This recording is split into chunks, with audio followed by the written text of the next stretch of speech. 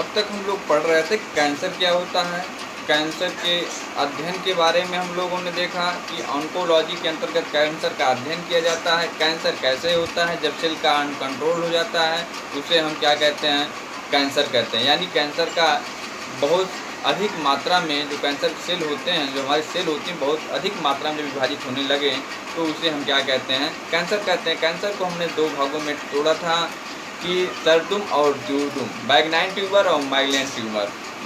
ये बैगनाइन ट्यूमर एक ही स्थान पर होता है, बहुत तेज़ी से वृद्धि नहीं करता, इसे नॉन कैंसरस कहते हैं, यह आसानी से ठीक हो जाता है। जबकि जो माइग्रेन ट्यूमर है यह बहुत तेज़ी से वृद्धि करता है, एक बॉडी ऑर्गन से दूसरे बॉडी ऑर्गन में आसानी से फैलकर ट्यूमर को एक स्थान से दूसरे स्थान पर बड़ी तेज़ी से फैलाता है। इसमें व्यक्ति की मृत्यु भी हो जाती है। तो इन चीज़ के बारे में हम लोगों ने अब तक पढ़ा। अब हम लोग देखेंगे कि जो ऊतक के आधार पर कैंसर को विभाजित किया गया है, कितने भागों में विभाजित किया गया, कौन सा कैंसर किस बॉडी ऑर्गन से संबंध रखता है, ये आपके यूपी बोर्ड के लिए ही नहीं वरन सभी परीक्षाओं के लिए, जैसे नीट वगैरह के आप एग्जाम देना चाहेंगे तो बहुत अधिक मात्रा में यहाँ से क्वेश्चन आपसे पूछे जाते हैं। तो आइए देखते हैं कि जो कैंसर हैं ऊतक के आधार पर कितने भागों में बांटे गए हैं, इनके बारे में हम देखते हैं। तो पहला जो कैंसर है ऊतक के आधार पर जो बांटा गया है, इसे हम कहते हैं कार्सिनोमा। क्या कहते हैं? कार्सिनोमा। तो कार्सिनोमा यह बॉडी के बाहरी स्तर से संबंध रखता है, इसे हम कहते हैं, इनका कार्सिनोमा का संबंध परीक्षा में पूछता है, कार्सिनोमा का संबंध किससे होता है, किस ऊतक से होता है, तो हम सीधे कहते हैं एपिथीलियम ऊतक से होता है। एपिथीलियम ऊतक का मतलब ही होता है बाहर की तरफ। कहाँ की तरफ? बाहर की तरफ। यानी डर्मिस है, डर्मिस के ऊपर क्या है? एपिथीलियम है। तो एपिथीलियम का मतलब हो गया कौन? यानी हम कहते हैं कार्सिनोमा का संबंध किस ऊतक से होता है, तो एपिथीलियम ऊतक से होता है। तो एपिथीलियम ऊतक बॉडी के बाहरी सरफेस पे होता है। अच्छा, दूसरी स्थिति ये हो गया कि कौन सा कैंसर सबसे ज़्यादा होता है, तो कैंसर सबसे ज़्यादा कौन सा होता है? कार्सिनोमा जो हम लोग पढ़ रहे हैं, जिसका संबंध एपिथीलियम ऊतक से होता है। हम लोग जैसे कहते हैं स्किन कैंसर। कौन सा कैंसर? स्किन कैंसर कहते हैं। और क्या कहते हैं? स्टमक कैंसर कहते हैं, सर्विक्स का कैंसर कहते हैं। तो ये विभिन्न प्रकार के जो कैंसर है, ब्रेस्ट कैंसर। अच्छा, एक चीज़ और, जो मेल में होते हैं वो माउथ कैंसर से अधिक पीड़ित होते हैं। मेल में माउथ कैंसर से लोग अधिक पीड़ित होते हैं, क्योंकि लोग तंबाकू का सेवन, धूम्रपान का सेवन आदि ऐसे पदार्थों का सेवन करते हैं। जैसे मेल में ज़्यादातर यानी मुख का कैंसर हमें पता चलता है, जबकि फीमेल में क्या होता है कि सर्विक्स का कैंसर, ब्रेस्ट का कैंसर, ये हमें सामान्य तौर से दिखाई देता है। यानी सबसे ज़्यादा होने वाले कैंसर कौन है? मेल में मुख का कैंसर है, जबकि फीमेल में क्या है? ब्रेस्ट के कैंसर है, और सर्विक्स के कैंसर फीमेल में ज़्यादातर पाए जाते हैं। तो यहाँ पर कार्सिनोमा क्या है? कार्सिनोमा एक प्रकार का कैंसर है जो एपिथेलियम ऊतक से संबंध रखता है। यह लगभग 80% क्या 90% लोगों में जो आज कैंसर इतने तेज़ी से फैल रहा है, यही कैंसर सामने आता है। कौन? कार्सिनोमा। यह त्वचा से संबंध रखता है, यानी एपिथेलियम ऊतक से संबंध रखता है।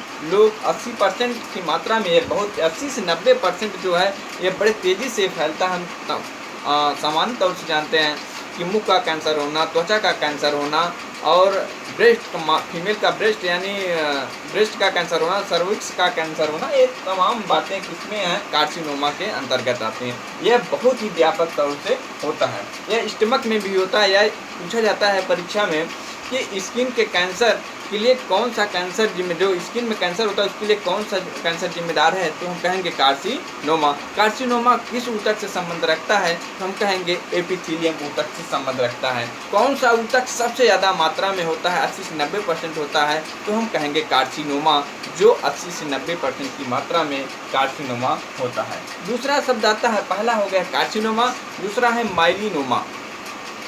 क्या है? माइलिनोमा।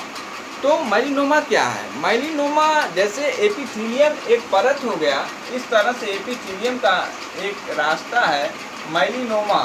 माइलिनोमा इन्हीं के बीच में ये क्या है? नीचे डर्मिस है, ऊपर एपिडर्मिस है। तो बीच में कौन पाया जाता है? माइलिनोसाइट्स। माइलिनोसाइट्स एक रासायनिक पदार्थ है। माइलिनोसाइट्स क्या है? एक रासायनिक पदार्थ है जो डर्मिस तथा एपिडर्मिस के भी मध्य पाया जाता है। माइलिनोसाइट्स, माइलिनो क्या होता है? साइट्स मतलब यहाँ पर सेल से संबंध रखता है। माइलिनो का मतलब रंग परिवर्तन से है। मेलेनिन नाम आप लोगों ने सुना होगा। मेलेनिन एक थायराइड ग्रंथ से स्रावित होता है जो रंग परिवर्तन। मेलेनिन जब अधिक स्राव होता है तो व्यक्ति कैसा हो जाता है? डार्क हो जाता है। जब मेलेनिन का अधिक स्राव होता है, व्यक्ति कैसा, जो कलर होता है कैसा हो जाता है? डार्क हो जाता है। जब मेलेनिन का स्राव कम होता है तो व्यक्ति कैसा हो जाता है? फिर सफ़ेद हो जाता है। कैसा हो जाता है? सफ़ेद हो जाता है। बस वहीं का संबंध है माइलिनोमा। माइलिनोमा कैंसर है जो रंग परिवर्तन से संबंध रखता है। ये कहाँ पाया जाता है? ये एपिथेलियम ऊतक के डर्मिस के मध्य पाया जाता है, जो रंग परिवर्तित करने के लिए जिम्मेदार होता है। ऐसे जब रोग हो रंग से संबंधित तो किसके अंतर्गत रखेंगे? माइलिनोमा कैंसर के अंतर्गत रखेंगे। इनमें कौन सा सेल पाया जाता है? माइलिनोसाइट सेल पाया जाता है। माइलिनोसाइट सेल पाया जाता है। दूसरा है सार्कोमा कैंसर। कौन सा? Sarcoma cancer. यानी तीसरा हम पढ़ेंगे, पहला कार्सिनोमा, दूसरा माइलिनोमा, तीसरा क्या है? सार्कोमा। क्या है? तीसरा सार्कोमा कैंसर। सार्कोमा कैंसर ये किसका बना होता है? ये संयोजी ऊतक का बना होता है। किसका बना होता है?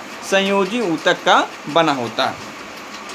यह मीसोडर्म में पाया जाता है। कहाँ पाया जाता है? मीसोडर्म में। थोड़ा सा ध्यान रहे कि जो सार्कोमा है, सार्कोमा का संबंध किस लेयर से होता है? तो हम कहेंगे मीसोडर्म से होता है। देखिए भैया, डर्म कितने होते हैं? 3। एक्टो माने बाहर हो गया, इंडो माने अंदर, और एक होता है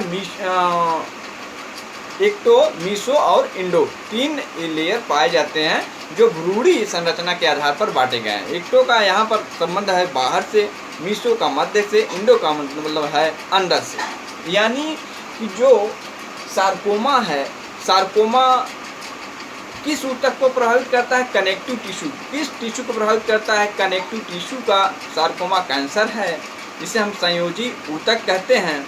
यह संयोजी ऊतक किस स्तर पर बना होता है? यह बना होता है किससे? मीसोडर्म से बना होता है। किस स्तर पर बना होता है? मीसोडर्म स्तर पर बना होता है। यानी यह कैंसर कहाँ से संबंध रखेगा? यह संबंध बोन से रखेगा, हड्डी से रखेगा, टेंडान से रखेगा और एडिपोज टिश्यू से रखेगा। इससे एडिपोज टिश्यू। अगर एडिपोज टिश्यू का कैंसर है तो लाइपोमा कहेंगे। क्या कहेंगे? लाइपोमा। यानी कि यहाँ पर थोड़ा सा हमको बस इतना ध्यान देना है, कैंसर कितने प्रकार के होते हैं? Carcinoma, myeloma, sarcoma, leukaemia. ये 4 प्रकार के कैंसर होते हैं। हम लोग पढ़ रहे हैं सार्कोमा। सार्कोमा का संबंध किस ऊतक से होता है? संयोजी ऊतक से होता है। संयोजी ऊतक के अंतर्गत कौन आते हैं? बोन आते हैं, टेंडान आते हैं, एडिपोज टिश्यू आते हैं। थोड़ा इस चीज़ के लिए हमको ध्यान में देना है। तो अगर पूछा जाए सार्कोमा किस स्तर पर आता है? एक्टोडर्म में आता है, मीसोडर्म में क्या आता है कि इंडोडर्म में आता है? तो हमको ध्यान देना है कि सार्कोमा का संबंध मीसोडर्म से होता है, यानी मध्य भाग से होता है, बॉडी के मध्य भाग से होता है, जिसे हम कहते हैं मीसोडर्म। यहाँ पढ़ लिया हम लोग सार्कोमा। चौथा भाग होता है ल्यूकेमिया। क्या होता है? ल्यूकेमिया। ल्यूकेमिया हमने इसके पहले भी मैंने बता दिया था कि जब WBC का सामान्य से अधिक विभाजन होता है, सामान्य से यानी WBC अनियंत्रित हो जाए। लाल अगर हम बात करें अस्थि मज्जा में, जब कोशिकाएं क्या हो जाए? अनियंत्रित हो जाए। अस्थि मज्जा में कौन पाई जाती हैं? WBC पाई जाती हैं। जब ये अनियंत्रित हो जाए, अनकंट्रोल हो जाए, तो हमारी बॉडी में इन्फेक्शन बड़े तेज़ी से फैलता है। हाँ, जब तेज़ी से फैलता है तो जब यानी WBC का तेज़ी से फैलना किस कैंसर का निमंत्रण है? ल्यूकेमिया का कैंसर है। इसको हम यहाँ पर ब्लड कैंसर के भी नाम से जानते हैं। किसके नाम से जानते हैं? ब्लड कैंसर के नाम से जानते हैं। तो ल्यूकेमिया का जो एक सामान्य अर्थ है, यानी अस्थि मज्जा में WBC का, अस्थि मज्जा में पाई जाने वाली कोशिकाओं का अनियंत्रित हो जाना। अस्थि मज्जा में कौन पाया जाता है? WBC पाया जाता है। यानी WBC का हमारी बॉडी में अनकंट्रोल हो जाना, बहुत तेज़ी से वृद्धि करना। तो ये कौन सा संबंध रखता है, ब्लड कैंसर का संबंध रखता है। थोड़ा सा इस बात पे हमें ध्यान रखना है। और इसमें ल्यूकेमिया में किसकी वृद्धि होती है? WBC की वृद्धि होती है। WBC कहाँ से पाए जाते हैं? अस्थि मज्जा में पाए जाते हैं। कहाँ पाए जाते हैं? अस्थि मज्जा में। तो ये सामान्य तौर से ये कैंसर के प्रकार हो गए। हमको ध्यान में देना है कि कार्सिनोमा, माइलिनोमा, सार्कोमा, ल्यूकेमिया, ये 4 प्रकार के कैंसर हैं। कार्सिनोमा का संबंध किस टिश्यू से है? एपिथेलियम ऊतक से संबंध रखता है। सबसे ज़्यादा कैंसर कौन सा होता है? तो कार्सिनोमा होता है। कितने परसेंट में हो सकता है? 80 से 90% में होता है। कार्सिनोमा बॉडी के किस आर्गन को प्रभावित करता है? स्किन को, ब्रेस्ट को, सर्विक्स को, स्टमक को। ये क्या करता है? प्रभावित करता है। जबकि माइलिनोमा किससे संबंध रखता है? रंग परिवर्तित कोई बॉडी के जो रंग है इससे परिवर्तित कोई समस्या है तो माइलिनोमा का संबंध होता है। इसमें कौन सा सेल पाया जाता है? माइलिनोसाइट सेल पाया जाता है। माइलिन का अधिक स्राव होने पर व्यक्ति का कलर कैसा हो जाता है? डार्क हो जाता है। कम स्राव होने पर क्या हो जाता है? फेयर हो जाता है, सफ़ेद हो जाता है। अगर हम दूसरी स्थिति क्या है, माइलिनाइन का स्राव कहाँ से होता है? थायराइड ग्रंथ से होता है। तो सार्कोमा का संबंध किस ऊतक से होता है? संयोजी ऊतक से होता है। तो इस चीज़ को हमको ध्यान में रखने की आवश्यकता है। अगर हम कहें कि इसके अंतर्गत कौन आता है? बोन आते हैं, टेंडान आते हैं, एडिपोज टिश्यू आते हैं। तो इस चीज़ के रखना है। फिर आता है ल्यूकेमिया। ल्यूकेमिया के अंतर्गत क्या आता है? ल्यूकेमिया में WBC आते हैं। कहाँ पाए जाते हैं? अस्थि मज्जा में पाए जाते हैं। जब WBC अनकंट्रोल हो जाए, इनकी मात्रा बहुत तेज़ी से बढ़ जाती है तो हमारी बॉडी में इन्फेक्शन जैसी समस्याएं उत्पन्न हो जाती हैं और व्यक्ति कैंसर से जूझना शुरू कर देता है। तो ये सामान्य कैंसर के नाम हैं और सब कैंसर एक खतरनाक हैं जो आज के दौर में सबसे भयानक स्थिति में हमको दिखाई दे रहे हैं। तो ये आगे हम लोग इसके बारे में पढ़ेंगे, इनके उपचार क्या हैं, इनके बारे में और कुछ सब कुछ जानेंगे। पहले इतना आप लोग इतना क्लियर कर लीजिए, आगे हम लोग चर्चा करेंगे।